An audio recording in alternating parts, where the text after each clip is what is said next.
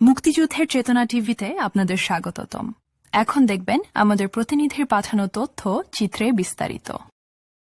সারা দেশের ন্যায় মানিকগঞ্জ মিরাজ তপন স্টেডিয়ামে উদ্বোধন করা হলো নতুন করে স্পোর্টস 2026। মুক্তিযুদ্ধের চেতনা টিভি মানিকগঞ্জ জেলা প্রতিনিধি বীর মুক্তিযোদ্ধা মোহাম্মদ আজহার হোসেন। উদ্বোধনী অনুষ্ঠানে উপস্থিত ছিলেন গণপ্রজাতন্ত্রী বাংলাদেশ সরকারের বেসামরিক বিমান পরিবহন ও পর্যটন মন্ত্রী আফরোজা খানম রিতা।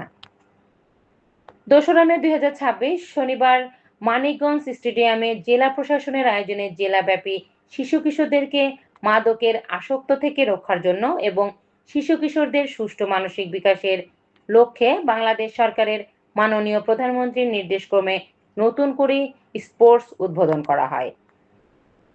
নতুন করে স্পোর্টস উদ্বোধনী অনুষ্ঠানে আরও উপস্থিত ছিলেন মানিকগঞ্জ 1 আসনের এমপি এস.এ. জিন্নাহ কবির, মানিকগঞ্জ 2 আসনের এমপি মাইনুল ইসলাম খান শান্ত, জেলা পরিষদের প্রশাসক অ্যাডভোকেট জামিল রশিদ, প্রশাসনের ঊর্ধ্বতন কর্মকর্তাবৃন্দ, বিএনপি জেলা কমিটির আহ্বায়ক কমিটির সদস্যসহ অঙ্গ সংগঠনের নেতৃবৃন্দ, প্রিন্ট মিডিয়ার সাংবাদিকবৃন্দ, বীর মুক্তিযোদ্ধা ক্রীড়া সংস্থার নেতৃবৃন্দ সহ বিভিন্ন সংগঠনের নেতৃবৃন্দ নতুন করে স্পোর্টস উদ্বোধনী অনুষ্ঠানে উপস্থিত ছিলেন।